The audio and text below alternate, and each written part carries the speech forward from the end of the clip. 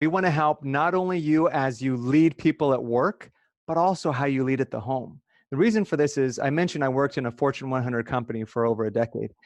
And what I found is I would start to coach and train leaders, and we would make incredible progress on becoming the boss people wanted to work for, leading their organizations. But then I would see their personal lives crumble. And I thought to myself, what if we could apply the bear model and all of the stuff that we're doing around leadership with how you lead in the home? I know for myself, I'll go through a long day at work and I could go crush it. And then I come home and it's like my mind juice is all used up. My patience is all used up. And I come in and I walk in the door and one small little thing triggers and all of a sudden I lose my cool. My temper blows up. And now I'm yelling at my kids. I'm showing up as the leader that my kids don't want to follow, that I wouldn't want to follow. So a common thing that I have from different leaders that we're helping is, how do I stop yelling at my kids? So before I can coach you to help you to stop yelling at your kids, let's first see your bear. Now you can start anywhere, but where would you put yell at kids in the bear model? It's an action. It's what you do or don't do. So yelling at your kids is an action that you're taking. So you could start there. So then I would ask, okay, when you're yelling at your kids, what are you feeling while you're doing it? I don't know what that is for you. And so if you want to, get out that piece of paper, do it live right now. Or the next time that you yell, as soon as you're willing, take a moment to say, okay, I just yelled at my kids. What was I feeling? Or it could be anger, frustration, disappointment. I don't know. Let's just say it's frustration. And then I would ask you, okay, when you're feeling frustrated, what's going through your body? Okay, well, my blood feels like it's about to boil. My fists clench up a little bit, whatever it might be. Then I'm going to ask, okay, what are you thinking that's causing you to feel that way? And this is where you do that thought download. Brittany, my wife, calls it brain vomit. You just get out whatever's going through your brain. So I just write it out. I'll take 5 minutes and I'll have all these different thoughts that I had out there. And then you choose one and you run a bear model on it. So write down what it is for you. But a common one that I see is things like, well, they should. I'll use a case from my own life. I came home and I had a chore chart that my children were supposed to do. And I looked at the house and it was a complete disaster. So my brain started spiraling and thinking thoughts like, they didn't clean up again. They didn't do their chores. So any of those thoughts, I want you to double click until you get down to the root cause thought. So a lot of times when I'm coaching somebody, I'll ask my favorite 2 words. So what? So my kids didn't do their chores. So what? Why does that bother me? And the reason why is because asking so what will get down to the real thought of what's causing that frustration. So for me, it was things like, they should have done what I asked, right? I'm their dad. I told them what to do. They should have done it. I had another bear that said things like, my kids don't respect me. All these different thoughts that I was thinking without even realizing it. Your brain was just unconsciously pulling up whatever past thoughts it's been always been thinking until you become aware of it. When I look at the circumstance, what's the neutral fact? It's just simply my kids. I have kids, my kids.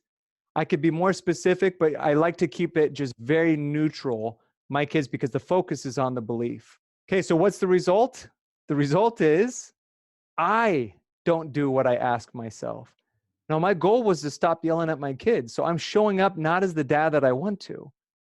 So I'm actually doing the exact opposite. And I'm doing the exact thing that's making me frustrated at my kids. And you can see that the results proves back the belief. I don't show up as I want.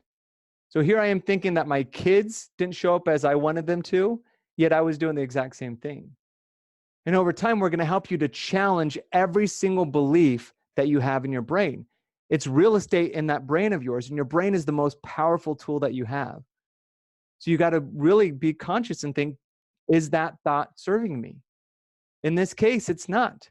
So how did I bear up? Now, I have Brittany, my wife, who is a certified life coach through Brooke Castillo's a life coach school that helped to coach me initially. And it's taken several years to try to up level, and I still go through times where I fall into that rut of being unintentional.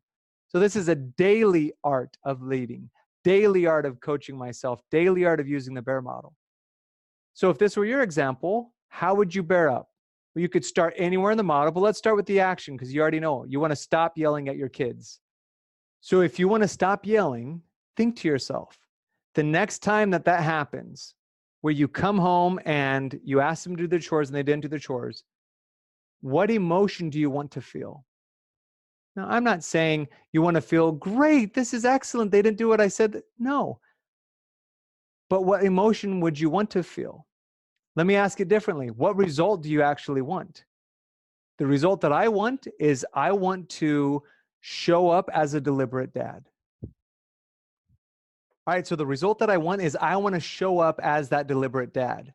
I want to not yell. I want to take the different actions depending on whatever parenting style that you have.